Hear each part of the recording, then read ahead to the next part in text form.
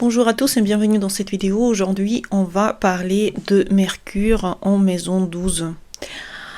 On est dans la dernière ligne droite pour terminer les signes, les planètes en maison 12. Et ensuite, on va passer, je pense que beaucoup d'entre vous étaient d'accord dans la vidéo d'avant, pour faire la prochaine maison qu'on va regarder. Ça va être soit la 8, soit la 6, soit la 5. Je pense qu'on va aller plutôt dans la 8, c'est intéressant. Mais la 6 peut s'avérer très très importante pour l'inconscient. On va de toute manière essayer de faire au fur et à mesure toutes les maisons et les planètes dedans. Mercure est la maison 12. Ici on a quelque part, donc Mercure c'est la communication, c'est notre analyse interne, c'est l'apprentissage, la parole, la façon dont on voit les choses, dont on remarque les choses et dont on partage ce qu'on a reçu comme information. La maison 12 c'est l'inconscient, la maison 12 c'est les secrets, la solitude, les symbolismes, c'est les rêves, c'est le karma aussi, c'est l'intuition, c'est tout ce qui s'est passé avant que vous êtes né dans le ventre de votre maman, enfin bref, c'est ensemble, ça fait toutes les choses que gouverne Mercure, qui deviennent cachées, qui deviennent secrets, qui deviennent tabous, qui deviennent difficiles à dire, qui deviennent en lien avec l'intuition psychique aussi. Donc qu'est-ce qui s'est passé dans l'enfance? Pourquoi vous avez ce genre de Mercure en maison 12? Par exemple, vous n'avez pas osé parler, pas osé vous exprimer. Soit vous étiez timide, soit vous étiez auto-censuré, soit il y a quelque chose qui vous a fait que vous avez senti que les paroles, quand vous les dites, vous avez du mal à vous exprimer, parce que vous avez des pensées très riches, mais impossible à les exprimer, par exemple. Vous avez soit la parole bloquée, soit différente des autres, et vous vous dites, bon, je vais quand même pas toujours imposer ce que j'ai à dire, peut-être c'est pas nécessaire. Et l'environnement aussi. On se moque pas peut-être de vos idées, ou les émotions ne sont pas exprimées. Par exemple, vous pouvez avoir des parents qui sont soit terrestres, soit aériens, qui ont, pour eux, tout doit juste aller bien, vous devez juste remplir vos tâches quotidiennes, et vous avez du mal à vous exprimer dans une famille où tout doit être toujours bien, toujours parfait. Le silence domine dans votre vie, dans votre maison, en tout cas, c'est comme ça que vous le voyez. Et souvent, ça peut donner des secrets familiaux où l'enfant apprend à deviner plutôt qu'à demander.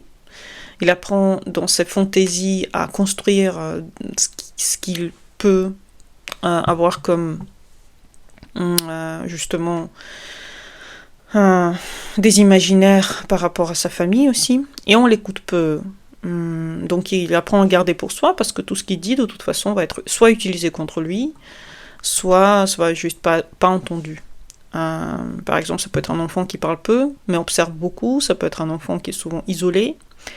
La vie intérieure qui devient très très grande, gigantesque, mais la vie extérieure très petite, où il a du mal à s'exprimer, où il prend son temps pour aller vers ça. Après, tout dépend des autres planètes, bien sûr. Mais Mercure devient secret.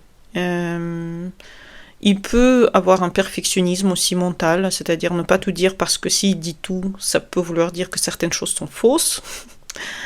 L'apprentissage aussi est très intuitif. On n'apprend pas comme les autres, on n'est pas dans la logique, on est plutôt dans la réception des informations, peut-être intuitive, peut-être plus en lien avec les symboles, les images.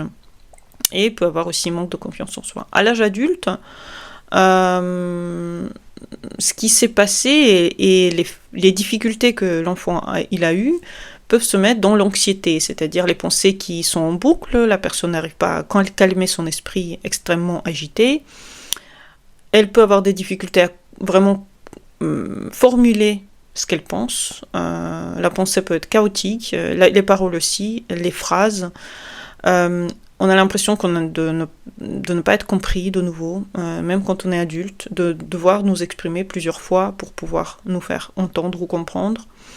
Ça peut être aussi des secrets, des non-dits, des malentendus qui arrivent. La communication est passive, c'est-à-dire la personne apprend à parler sans trop dire. ou dire doucement, ou dire trop tard par rapport à ce qu'il fallait, par exemple, ou ne pas dire du tout. Vaut mieux se taire hein, que dire trop et après avoir des mauvaises conséquences.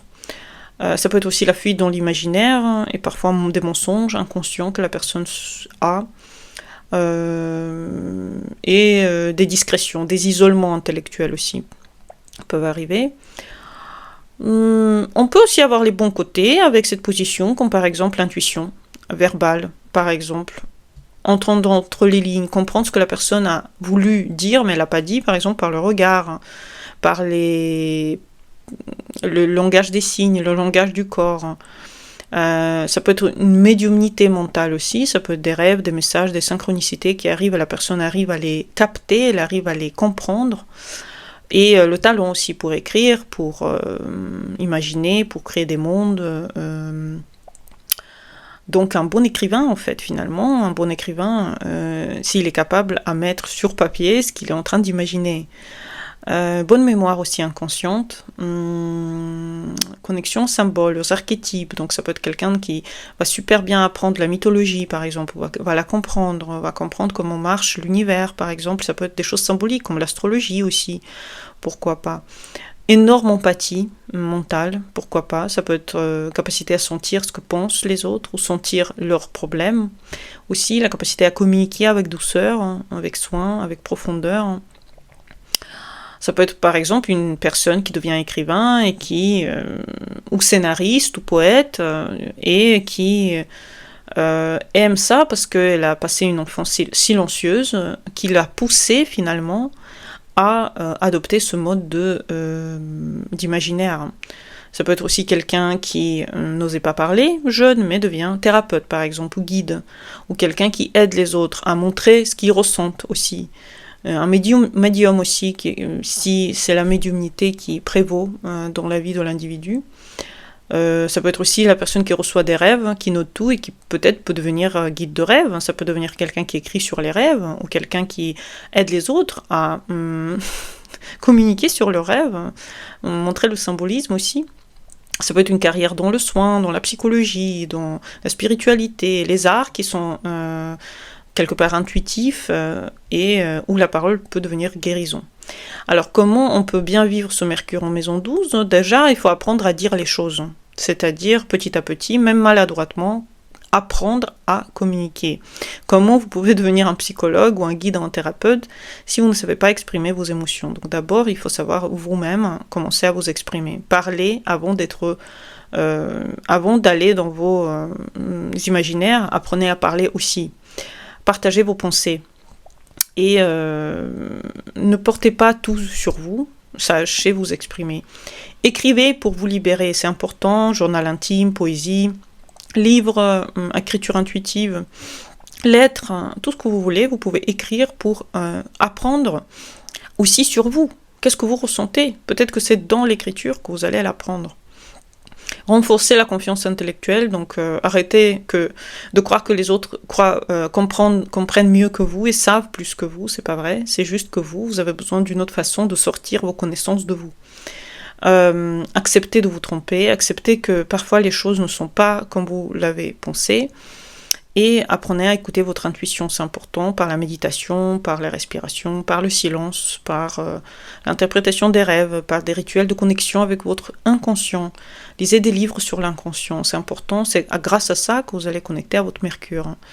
Et bien sûr, évitez les sous-entendus, osez parler librement et valoriser la profondeur dans votre parole, c'est important puisque vous êtes en contact avec votre inconscient. Bien sûr, ça peut faire peur, mais en même temps, c'est une richesse incroyable que vous allez donner ensuite aux autres et vous allez continuer à transmettre la richesse aussi de votre lignée et de votre inconscient. J'espère que vous avez aimé cette vidéo. À bientôt pour les nouvelles. Bonne journée à vous et au revoir.